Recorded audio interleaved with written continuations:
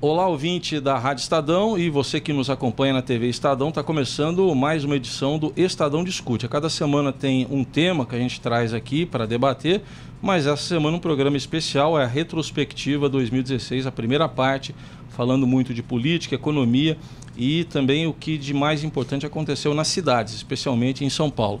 Vou apresentar os nossos convidados, todos colegas aqui do Estadão e da Rádio Estadão também.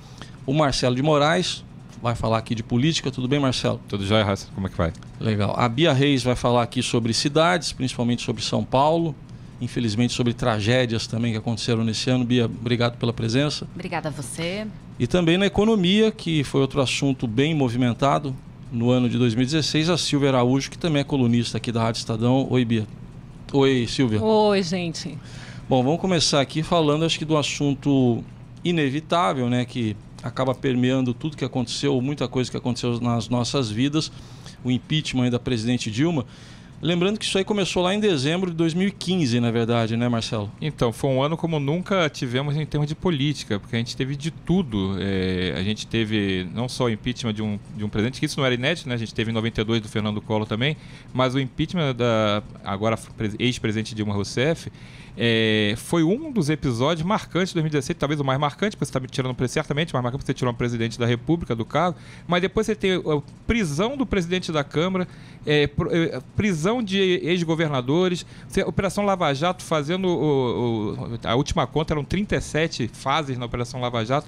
Então você teve o Brasil chacoalhado de todas as maneiras, questão de discussão de corrupção, de programas para tentar evitar investigações. Você teve de tudo nesse ano, mas no caso da presidente Dilma Rousseff, era uma bola meio cantada, porque ela foi perdendo a base política dela, ela foi praticamente tendo uma hemorragia política, né? Ela foi sangrando aos poucos, foi perdendo a base dela.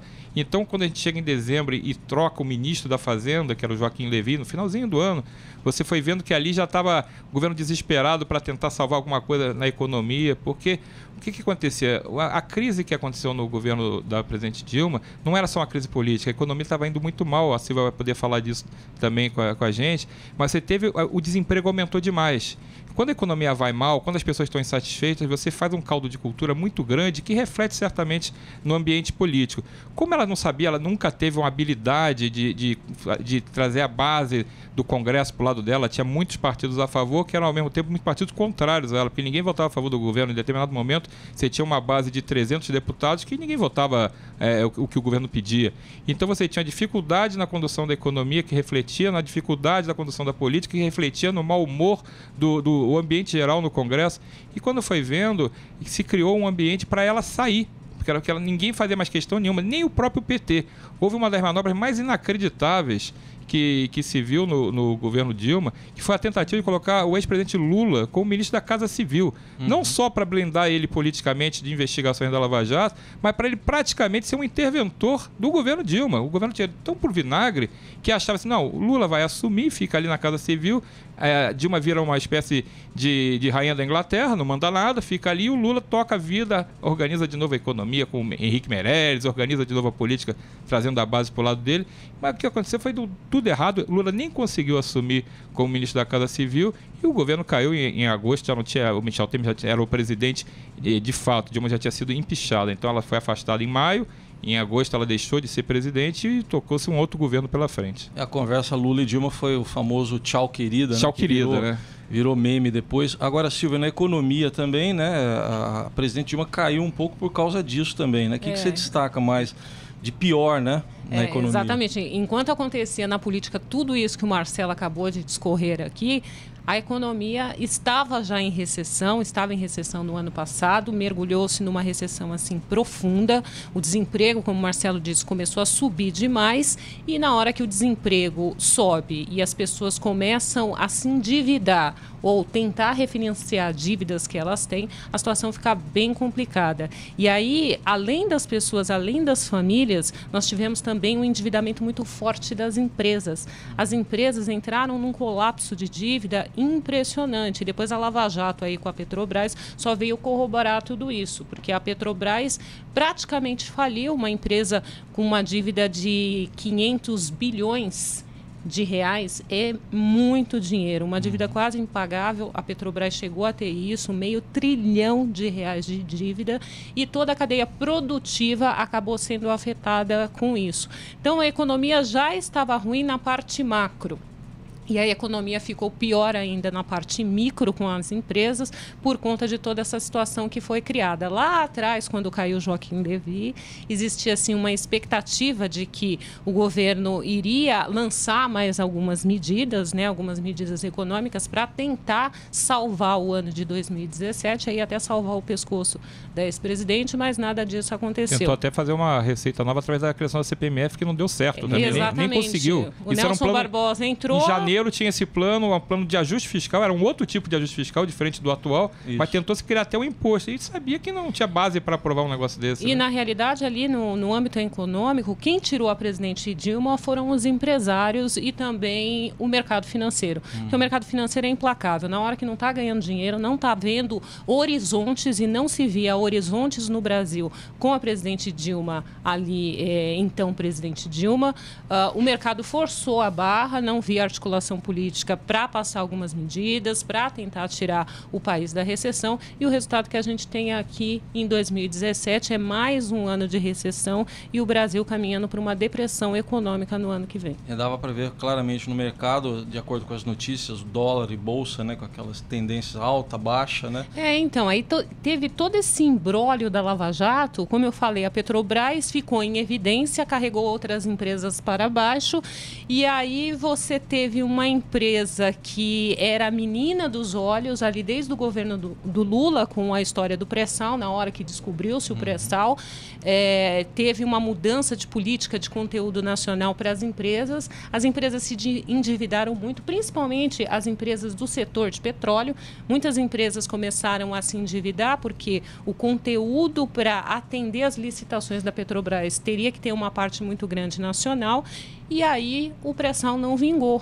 A empresa estava mergulhada em dívida, depois mergulhada em escândalos, e ela teve que se readequar. Depois a gente fala um pouquinho mais sobre isso. E ainda teve isso, outras empresas, as grandes construtoras do país, todas envolvidas no escândalo Lava Jato, elas geram muito emprego. A partir do momento que elas param, as grandes obras param, a gente tem aquele marco ali, até a Copa do Mundo e a Olimpíada, você tinha estádios sendo feitos, obras de transporte para lá e para cá, você tinha muita obra, muito canteiro de obra em ação. A partir do momento que as empreiteiras, as grandes, todas entraram na Lava Jato, acaba tudo isso, e rapidamente você vai acabando empregos que eram importantes. Aí a gente está fechando o ano com mais de 12 milhões de empregos, e for olhar aquele subemprego, que você coloca aquele emprego que você tem, mas não gosta daquilo, queria estar fazendo uma coisa melhor, porque aquele é quase um bico, 22 milhões de subemprego. É muita gente. No Brasil, se pegar que a gente tem mais ou menos 200 milhões de habitantes, é mais de 10% da população desempregada ou mal empregada. Aliás, tudo isso veio impactar também aqui em São Paulo, né, Bia? Vamos colocar já a própria eleição municipal, de uma certa forma, um pouco reflexo disso que aconteceu em nível federal, né?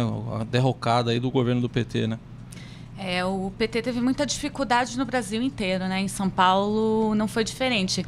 O que surpreendeu foi uma vitória no primeiro turno, né? Que a gente nunca tinha tido desde que foi criado o segundo turno, né? Então a gente teve... O Haddad quase chegou no segundo turno, mas o Dória, na reta final, conseguiu passar. E esse projeto do antipolítico, né? Da pessoa que está supostamente afastada das discussões políticas, né? E que foi uma tendência na eleição municipal. A gente esquece, mas teve uma eleição municipal esse ano. Teve tanta confusão na política, às vezes a gente passa batido. Olha, teve uma eleição, também trocou os prefeitos. E o grande fenômeno foi isso que a Bia falou, o antipolítico, o não político, a questão do voto nulo, o voto em branco, a abstenção. O eleitor disse assim, a gente está cansado disso. E a eleição do João Dória aqui, ela é fruto dessa... Não só do João Dória aqui, como a eleição do Trump. O Calil, em Belo Horizonte, também era um não político, o Alexandre Calil, que foi eleito prefeito. Você tem outros candidatos, como o Bispo Marcelo Crivella, no Rio de Janeiro, que é um perfil que ele é político, mas é um perfil diferente, não é um político tão tradicional, do jeito tradicional. Então você teve esse fenômeno que em São Paulo acho que foi o lugar mais forte. Nunca teve uma vitória no primeiro turno direto de um candidato. E ele era um cara que representava exatamente esse modelo de rejeição ao político tradicional, que estava tão desgastado depois tanto do Mensalão quanto do Petrolão, a Lava Jato. Você teve uma sequência de escândalos que fez o político tradicional pagar uma conta muito cara na urna esse ano. Aliás, a gente tem uma ex-presidente, Dilma, caçada, ex-presidente da Câmara, Eduardo Cunha, preso, e quase um ex-presidente, foi por pouco, do Senado, Renan. Quer dizer, acho que o tumulto das instituições, os poderes se confrontando também foi uma marca desse ano. Foi uma marca e sobrou até para o judiciário também no finalzinho, porque para tentar salvar uma crise institucional entre os poderes legislativo e judiciário, o Poder Judiciário, o Supremo Tribunal Federal, acabou mantendo o Renan Calheiros na presidência do Senado e se desgastou muito com essa votação. Então havia uma certa ilusão, né, de que a presidente do Supremo, a nova presidente do Supremo que entrou no segundo semestre, a Carmen Lúcia, seria uma coisa diferente, né? Uma pessoa ali mais engajada em tentar também entrar nessa corrente de passar o país a limpo, né? Fazer uma coisa mais profunda. Acabou, o Supremo fez um acordo político, foi claramente um acordo político, patrocinado também pelo Executivo, o governo Michel Temer também operou. Então você teve também o Judiciário se expondo. Quando o Congresso e o Planalto fazem um acordo político, é do jogo, eles são políticos. Quando o Judiciário faz um acordo político, está errado, porque o Judiciário é lei, o Judiciário é justiça, ele não pode ter acordo político. Quando acontece isso, você vê que realmente o país está de cabeça para baixo, que a gente está vendo esse momento, ele é tão inusitado, por isso que a gente fala, não é só o impeachment, o momento todo está diferente, foi um 2016 completamente diferente de tudo que a gente já viu nos outros anos em termos de política. E prometi esse ano, viu, Raíssa? Porque a expectativa era de, em Dilma saindo, a economia seria retomada. Havia até uma euforia por conta disso, exatamente, né? Tinha uma euforia muito grande. Então, logo quando o processo começou a se desenrolar, o processo do impeachment da ex-presidente Dilma, o mercado começou a ficar um pouco mais à vontade para negociar, para fazer as suas apostas, e começaram a apostar no eventual, ainda na época, eventual governo Temer. E o que aconteceu? Houve um pouco de fôlego ali no mercado, porque já estava se dando líquido e certo de que Michel Temer assumiria a presidência da República. Para vocês terem uma ideia, o Banco Central tem uma pesquisa chamada Focus,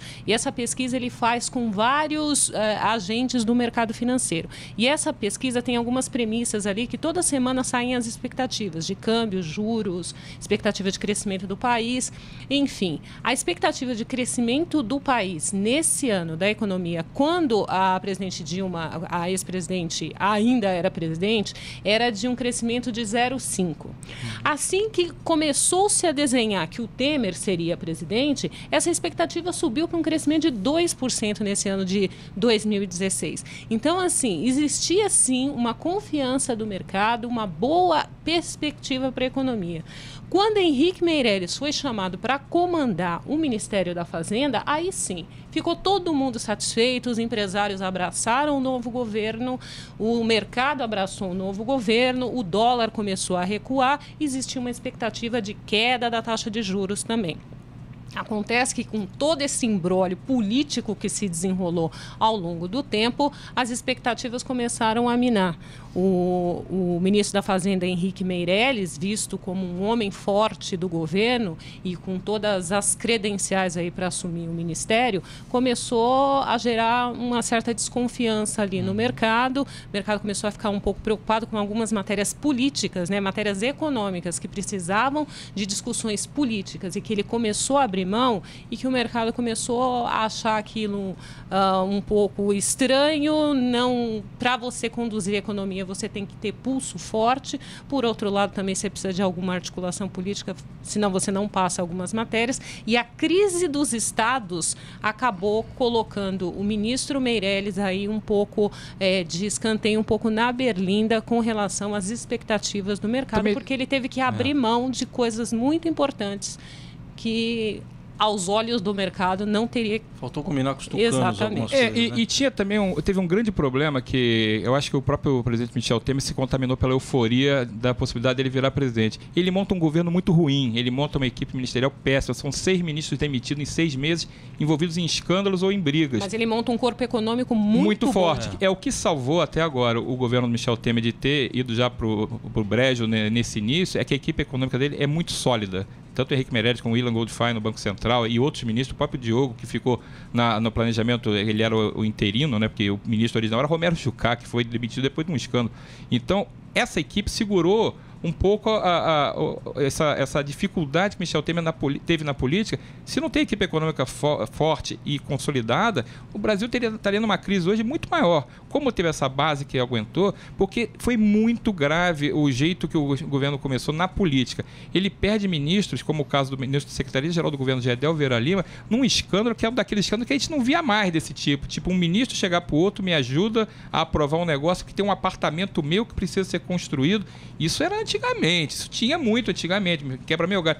Agora os escândalos outros, era um caixa 2, é um negócio meio mal explicado. Desse jeito, assim, varejinho, isso fazia muito tempo que não tinha. Então, de repente, tem 2 ministros. Um era o da Cultura, Marcelo Calero, denunciando o ministro que é o ministro da cozinha do governo, Secretaria-Geral do Governo, é um ministro que fica do lado do presidente da República, é um ministro que faz toda a articulação, Congresso, Planalto. Ele faz o leve trás dos projetos, das renegociações políticas. E esse sujeito estava pedindo para liberar uma obra de um apartamento que ele tinha comprado. E aí vai o ministro da Cultura e denuncia, gente, tem um negócio ruim aí, eu preciso contar. E vira uma crise que você não...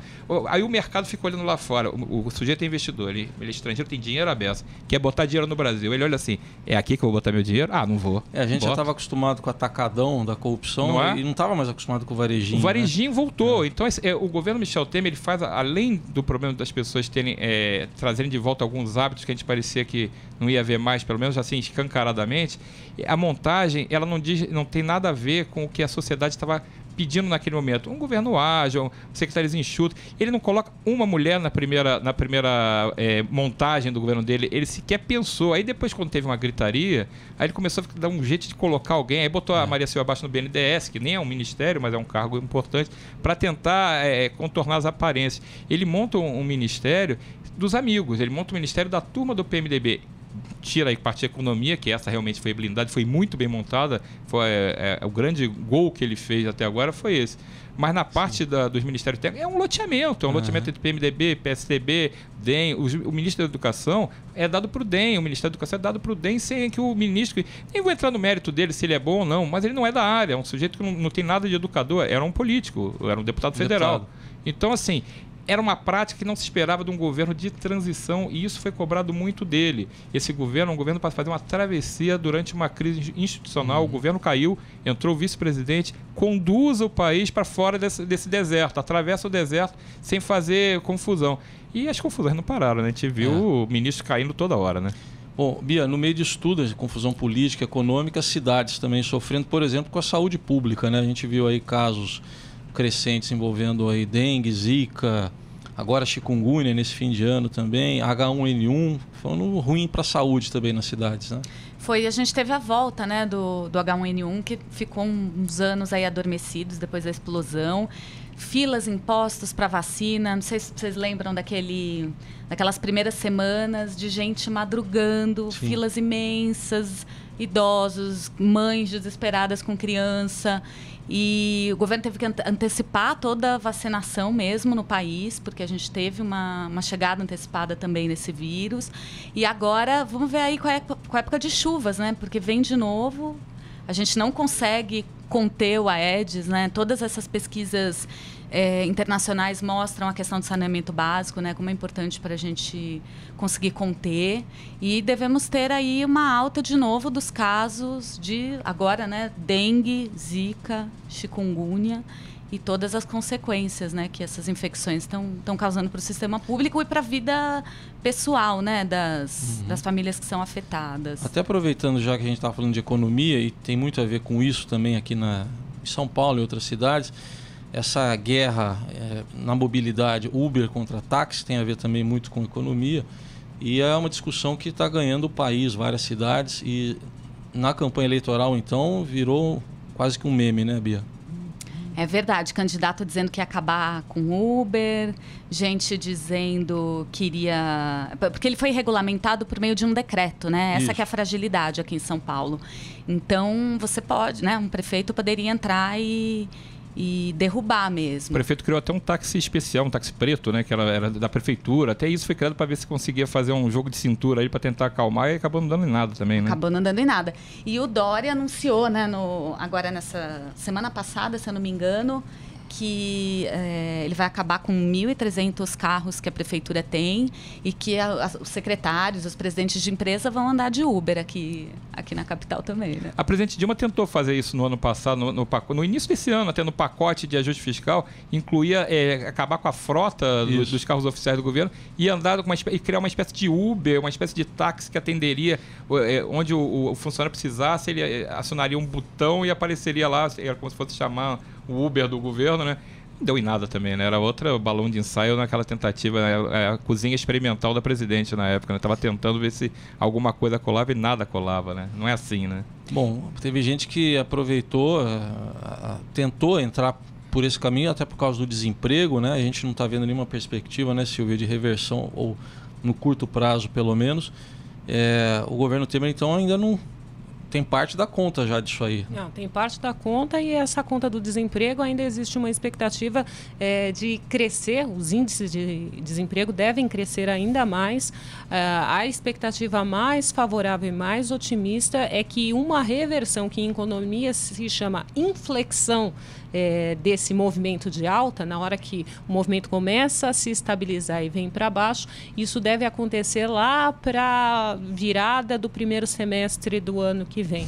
Então, assim, a expectativa são 13 milhões de desempregados no Brasil, é uma taxa gigantesca e está acontecendo realmente isso que você acabou de falar, Raíssa. As pessoas estão saindo, não têm emprego, vão para empregos informais. O Uber acabou aí empregando muita gente, principalmente engenheiros, né? A gente conversava sobre isso em outros programas. Os engenheiros que não conseguiam mais emprego, principalmente aqueles que trabalhavam em empreiteiras e subempreiteiras, acabaram indo para o Uber. E outros empregos informais também, né, que acabam crescendo, esse índice acaba crescendo bastante no país por conta disso. Agora, reverter desemprego. Como é que se reverte desemprego?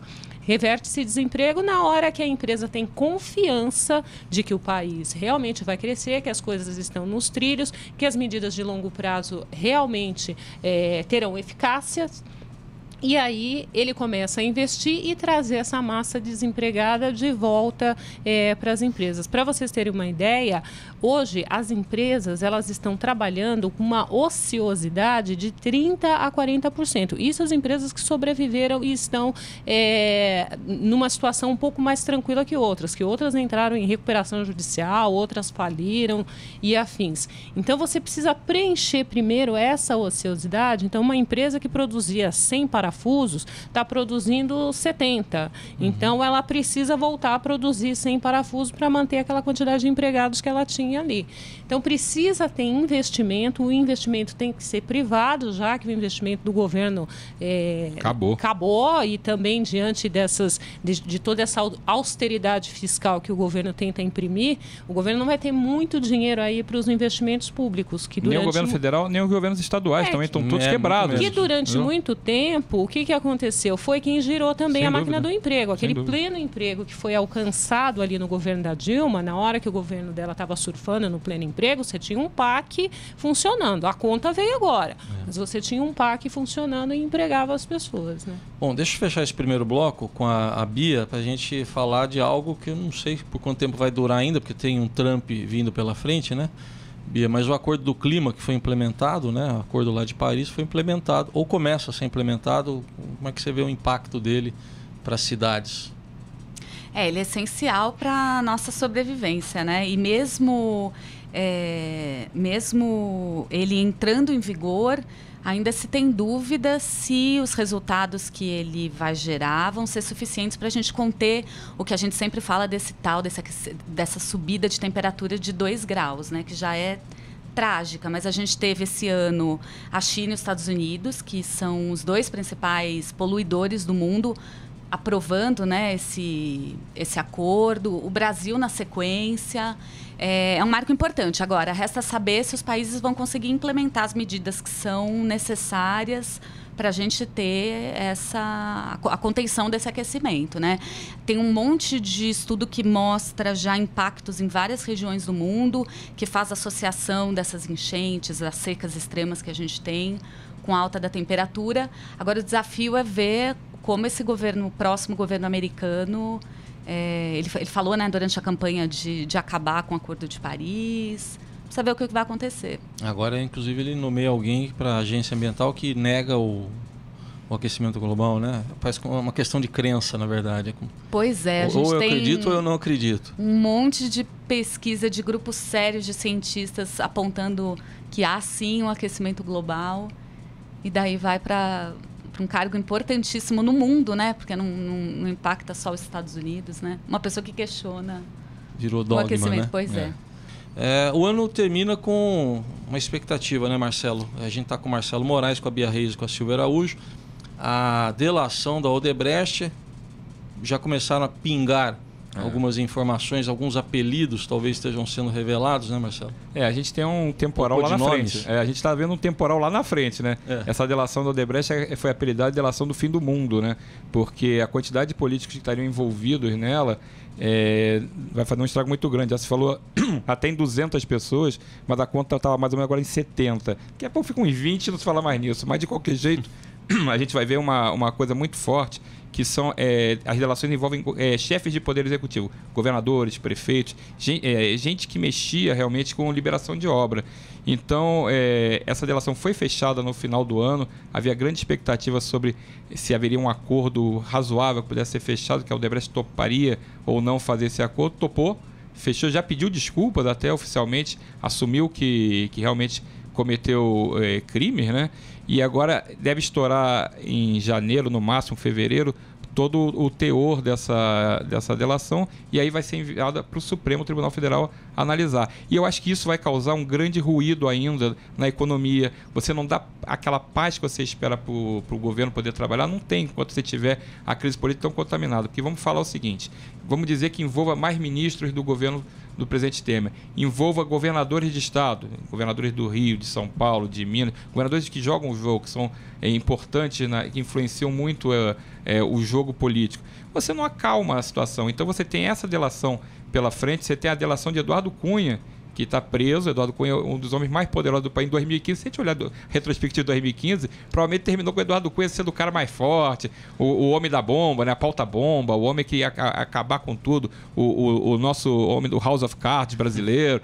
Então a gente tinha um cenário que o Eduardo Cunha tinha muito poder. Ele agora vai contar o que ele sabe que ele fez, provavelmente por baixo do pano, e ele vai poder contar nessa delação que ele também está negociando, embora ele tenha negado que fosse delatar alguém, está negociando já a delação dele, promete escrever um livro.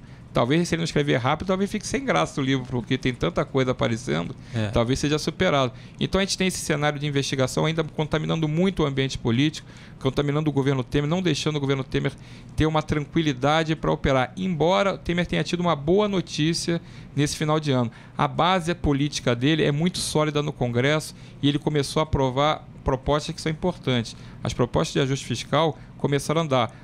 A PEC do teto dos gastos está praticamente aprovada nesse final do ano. Você tem a reforma da Previdência, já foi encaminhada, finalmente encaminhada para o Congresso, chegou no Congresso, já vai ser, a começar a ser votada. Então você tem perspectivas com a base bem consolidada de você conseguir, pelo menos, soltar um pouco o ajuste fiscal, a proposta de ajuste fiscal. Isso é um cenário razoável para o governo, pelo menos entrar nos primeiros meses com algum fôlego, né? Seria o que o ex-ministro, o breve ministro, né, Romero Jucá, chamou de estancar a sangria? Isso aí, Silvia? Tem o aspecto positivo. Como a gente falou no bloco passado, a expectativa de longo prazo, de médio e longo prazo, elas acabam se ampliando à medida que o governo Temer começa a aprovar essas medidas de ajuste fiscal lá no Congresso. Então, a PEC dos gastos é um grande avanço, é uma vitória, é força do governo Temer e é também uma força para a economia, mas não agora. Então, assim, o que está se pedindo são medidas de curto prazo. Para o longo prazo, as coisas estão se encaminhando. A própria reforma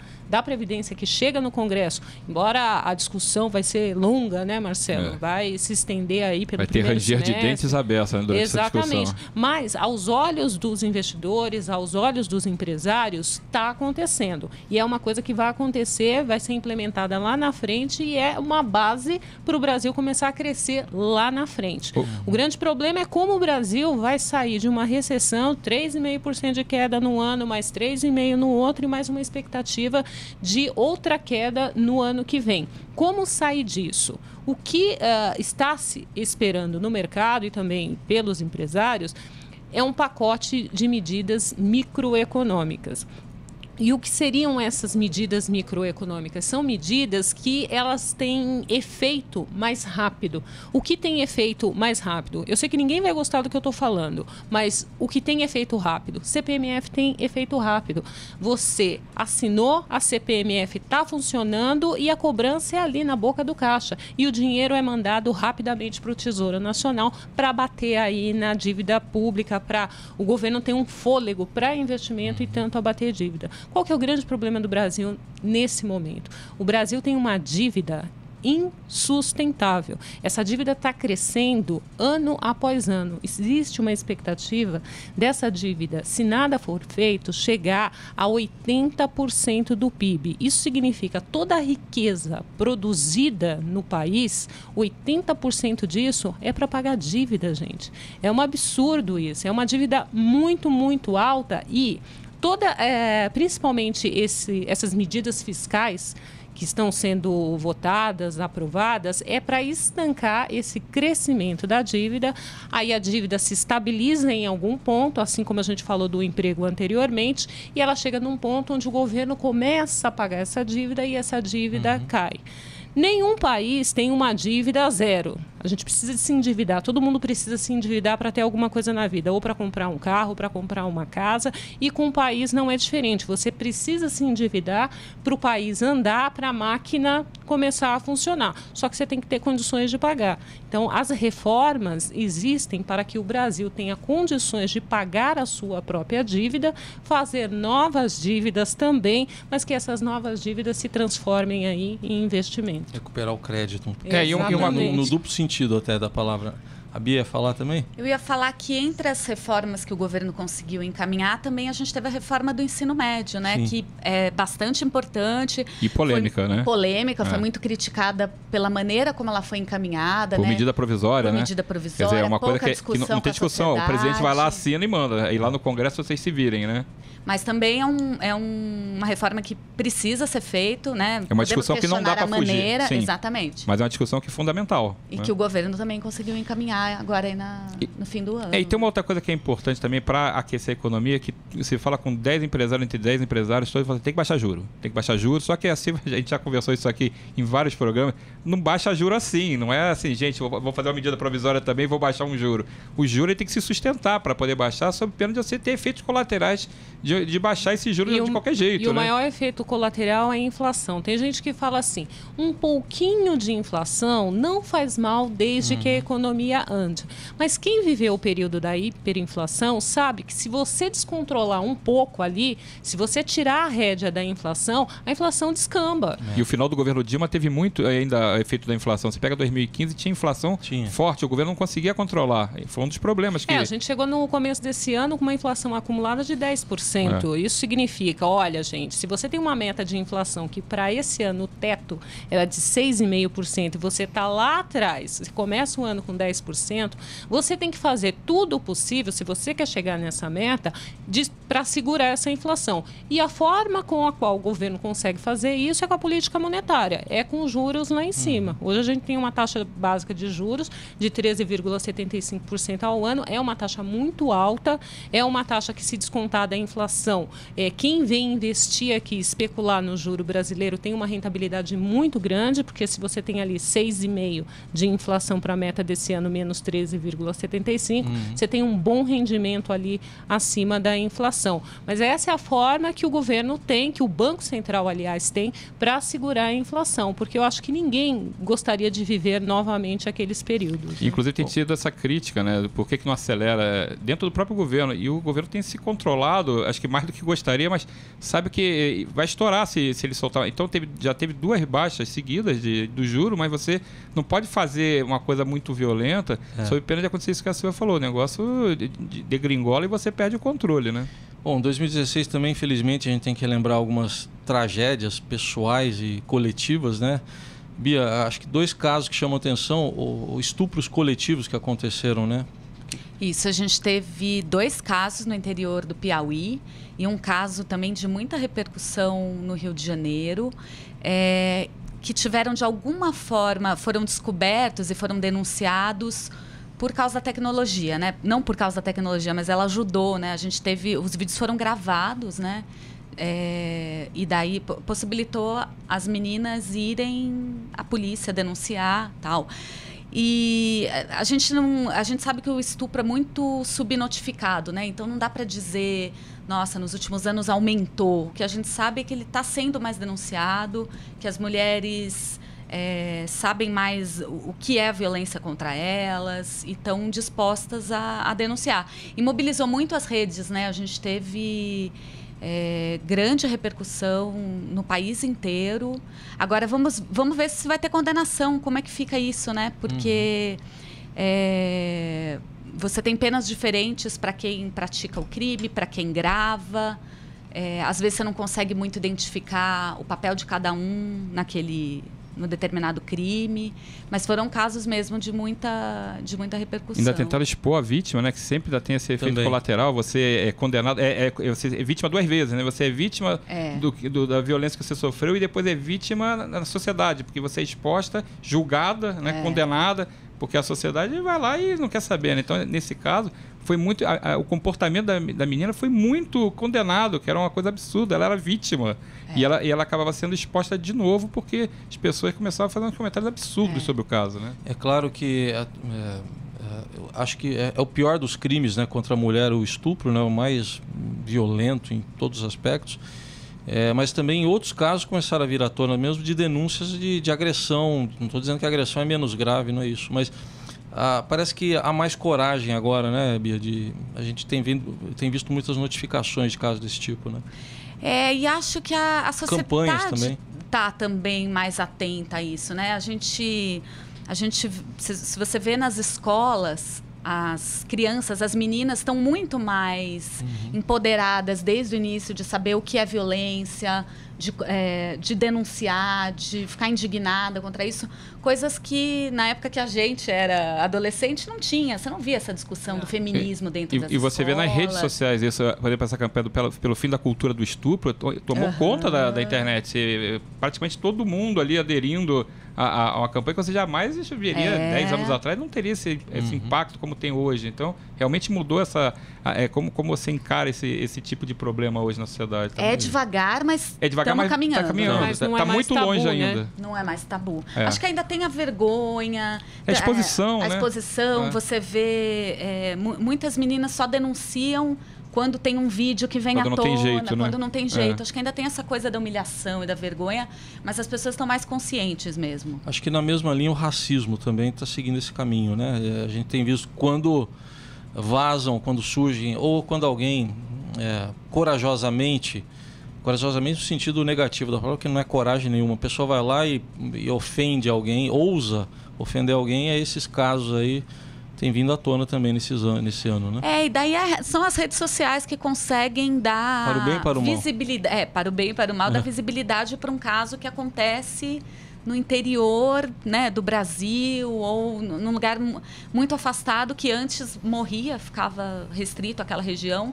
Hoje ganham as redes, né? Você tem muitos artistas que são vítimas e que vão à polícia, vão à imprensa denunciar. Importante isso. E foi tema do Enem, esse caso né? da Luísa Brunet foi bem simbólico nesse sentido, né? Do marido, ex-marido. E foi tema do Enem, como você estava destacando. Aliás, a intolerância religiosa num dos Enems, né? E outro... O combate ao racismo. Agora, a Silvia tinha falado de passagem, acho que de um tema que interessa para todo mundo também, na economia, recuperação da Petrobras. Dá para projetar, enfim, ela foi muito roubada, né? A gente está vendo aí os valores que são estratosféricos. O que dá para projetar a Petrobras? Olha, a Petrobras é uma empresa que diminuiu bastante, diminuiu de tamanho e está tentando diminuir ainda mais aí com os desinvestimentos que ela está fazendo. Ou seja, ela está vendendo alguns ativos, algumas empresas que para ela não é mais o negócio dela, como por exemplo a BR Distribuidora. E esses recursos dessas vendas vêm para a Petrobras para abater dívidas e para fazer investimentos também. Como a gente estava falando, existia toda aquela expectativa diante do pré-sal. Foi feita uma mega capitalização da Petrobras lá em 2010. A empresa arrecadou 122 bilhões de reais naquela época. A ação saiu a R$ 26 naquela época e depois a gente começou a ver uma derrocada dos preços da ação da Petrobras na Bolsa. Uma ação que na capitalização saiu a R$ 26 chegou a ser negociada abaixo de R$ 10. Então imagina a pessoa, o investidor que comprou essa ação nessa mega capitalização, depois veio esse escândalo todo da Lava Jato e a empresa começou a perder demais o seu valor de mercado, o seu valor contábil e os investidores não viam mais saída ali para a Petrobras. Com a mudança de governo, mudou-se também o comando da Petrobras. Então, existiu um comando da Petrobras que estava mais focado em ajudar a política monetária, ou seja, controlar a inflação, e por conta disso não houve aumentos de preços de combustível na Petrobras durante o governo Dilma, o que causou um prejuízo só por conta de não aumentar o preço de combustível de 60 bilhões de reais dentro da Petrobras. Por quê? O preço do combustível no mercado internacional estava muito alto, aqui não, e a Petrobras ela assumia esse não aumento de preço de combustível. Bom, com a mudança ali no comando da Petrobras, agora a cargo do Pedro Parente, já viu-se uma luz no fim do túnel com relação a essa história de política de preço. Desde a gestão do Sérgio Gabrielli, não se mexia em preço de combustível da Petrobras. Sérgio Gabrielli, que é um político do PT, ele não era um técnico, ele era um político que comandava a deputado federal, então ele era um político do partido que estava ali fazendo uma política de partido de governo. No comando de uma empresa do tamanho da Petrobras. Exatamente. Então, a Petrobras tinha planos ambiciosos de investimento. Por exemplo, há 3 anos atrás, a Petrobras tinha um plano de investimento de 220 bilhões de dólares para 5 anos. Né? Tudo bem que era para 5 anos. Esse ano, esse plano foi restringido a 70 bilhões. Então, assim, por aí já dá para se notar que estão tentando arrumar a empresa.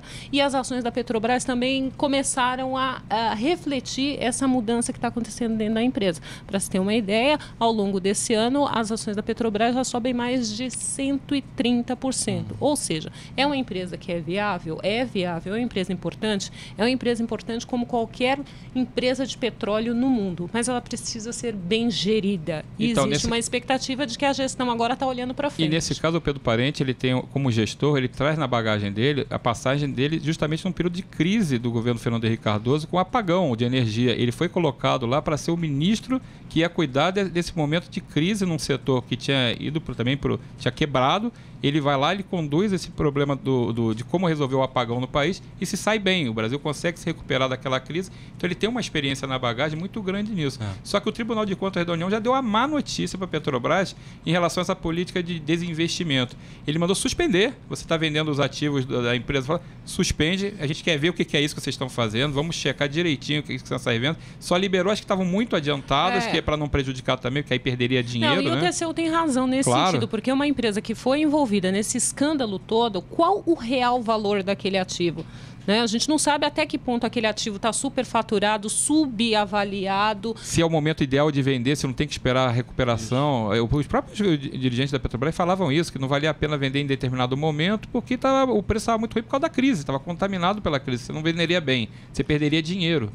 Porque você comprou um ativo, teve muitos ativos que a Petrobras comprou ao longo desse tempo, comprou ativos caros, aí está Passadina, que a gente nem tá podemos ampliar Passadina esse de triste caso, memória, né? Mas todo mundo lembra disso, Outro né? assunto que permeou muito esse ano foi a corrupção, a indignação, a corrupção, o combate à corrupção e as 10 medidas lá do Ministério Público, que viraram 18, depois 17, 12... 10 medidas que deram muita dor de cabeça, né? Porque, na verdade, chegou de um jeito, o Ministério Público... Era uma moção popular, na verdade, né? E feita com apoio do Ministério Público, procuradores faziam campanha nas redes sociais, faziam campanha em debates, defendendo uma moralização da coisa pública, né? Você tentar acabar com essa corrupção que estava endêmica dentro da política brasileira. E o que fez o nosso Congresso, valoroso Congresso, foi lá e deu um jeito de tentar aprovar distorções que puniam, inclusive, os juízes que condenassem quem praticasse atos de corrupção. Então, vocês chamando de abusos, né? Qualificando como abusos. Claro que você vai ter sempre abuso. Inclusive, você tem um Conselho Nacional de Justiça que é feito para isso. E aí a gente tem uma distorção lá dentro, que é quando você pega um juiz cometendo um problema, você aposenta ele. Então, em vez dele ser punido, muitas vezes... Com salário integral. A punição dele é férias remuneradas para todo sempre. Então, lógico que não pode ser assim, né? Isso é outra distorção, é uma perversidade do sistema judiciário, mas você também não pode punir o juiz que te investiga só porque ele está te investigando. Então, causou uma celeuma muito grande, uma repercussão muito grande quando o Congresso tentou alterar o conteúdo das 10 medidas, chamadas 10 medidas, que ganhou o apelido lá de 10 mandamentos no Congresso, né, porque passaria a ser a lei e valer para sempre aquelas medidas, né. Alteraram e tentou se aprovar, aprovou na Câmara, 4 horas da manhã, uma votação que é 4 horas da manhã, literalmente na calada da noite, enquanto havia toda uma emoção no país pelo desastre com o time da Chapecoense, o país de luto, chocado, os parlamentares estão aprovando a alteração foi apelidada de madrugada da infâmia, né? Porque os parlamentares não tiveram a menor sensibilidade com o momento. Foi aprovado, foi enviado para o Senado e o presidente do Senado, Renan Calheiros, tentou aprovar um requerimento de urgência na tarde seguinte para aprovar logo, botar para votar logo de uma vez para tentar chancelar essas medidas alteradas. Teve uma gritaria, não conseguiu, foi fragorosamente derrotado no plenário, só teve 14 votos a favor dele, passou um vexame político, né, que foi vítima de um vexame político e se segurou. Mas é claro que a sociedade deu um recado, acho que a gente tem visto isso tanto na eleição, a gente viu isso nas manifestações, há um cansaço da opinião pública em relação aos abusos dos políticos, ao descaso dos políticos com a coisa pública e às denúncias de corrupção. Por isso que a gente já falou aqui no outro bloco sobre o não político ter crescido tanto. Mas a rua tem se manifestado em seguida em relação a isso. Bom, Bia, a gente teve aí nas cidades também prefeitos presos, vereadores presos, mas 2 escândalos que chamaram a atenção investigados aqui em São Paulo. A CPI da merenda, né, lá na Assembleia Legislativa, e a CPI do Teatro Municipal, aqui no âmbito do município também, né? Duas investigações que foram feitas. A CPI da merenda, a conclusão bem recente, né? Todos os políticos foram... Não teve apetite a CPI com os políticos. Faltou merenda, né? Faltou apetite. Acabou numa grande pizza, né? A merenda serviu pizza. E a CPI da merenda que causou protesto de muitos estudantes, né? Aqui nas escolas estaduais, né? A gente teve... foram divulgadas muitas informações sobre como era de fato a merenda, quão ruim é de fato a merenda, né? E o que se poderia fazer com esse dinheiro. E a CPI do Teatro Municipal, a gente teve gente denunciada, o prefeito acabou não sendo citado, né? Mas a gente teve secretário de comunicação envolvido. A gente vê em todas as câmaras, né? Não tem limites, né? A gente termina o ano com a Câmara Municipal de Osasco dizimada pela Justiça. 2/3. 2/3, inclusive o prefeito eleito, que não está preso porque está foragido, está fora do país. Mas quase todos presos. A prefeita de Ribeirão Preto presa. Então você tem, são cidades... Campinas teve um escândalo ano passado, um escândalo recente também, com prisão de políticos locais. Então você pega as principais cidades de São Paulo, todas afetadas pelo mesmo problema. As câmaras, as assembleias dos estados. Bom, fechando, a gente está fechando já. Vamos só projetar, pelo menos do ponto de vista do ânimo de vocês, pelo menos, né, da expectativa, o que vocês esperam. Vou começar aqui pela Silvia, falando da economia. Eu espero que o Brasil cresça, gente. Eu espero que esse desemprego realmente se estanque na virada do semestre, que isso não fique para o segundo semestre do ano que vem. Eu acho que as pessoas estão precisando realmente de empregos, porque pessoas sem emprego perdem dignidade e a gente precisa ter a nossa dignidade de volta. Então o Brasil precisa crescer, precisa empregar e vamos embora, né? Legal, Silvia. Obrigado aí pela presença aqui com a gente. Bia, aí vem uma gestão nova aqui, né? Em São Paulo, aí o prefeito que às vezes dá umas declarações, volta atrás, vamos ter que esperar para conferir. Vamos ver o que acontece, porque realmente a gente teve recuo em questão de velocidade de marginal, Tarifa de ônibus, que na campanha ele falava que iria congelar e agora olhou as contas e talvez dê para o primeiro ano. Questão da virada cultural, que foi bastante polêmica.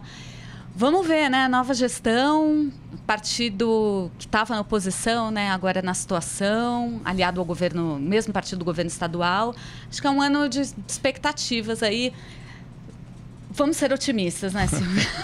É o jeito, né, Marcelo? Então, eu tenho uma boa e uma má notícia. A má notícia na política é que vai piorar antes de melhorar. A boa notícia é que o processo é irreversível e a política vai ser passada limpa, porque não cabe mais não ser passada limpa. Não cabe mais esse tipo de politiquinha onde o dinheiro público ele acaba sendo desviado e essa falta de compromisso com a coisa pública acabou. Não dá mais para ser. Claro que a gente vai ver uma coisa ou outra pontual, mas o processo geral vai ser saneado. Então, acho que essa é a boa notícia para 2017. Políticos não vão fazer mais política como faziam. Nunca mais farão política desse jeito que fizeram até hoje. Tá certo. A gente estava mais cantando aquela música, né? Adeus Ano Velho, Feliz Ano Novo. Tratamos tão bem, né? 2016, mas agora...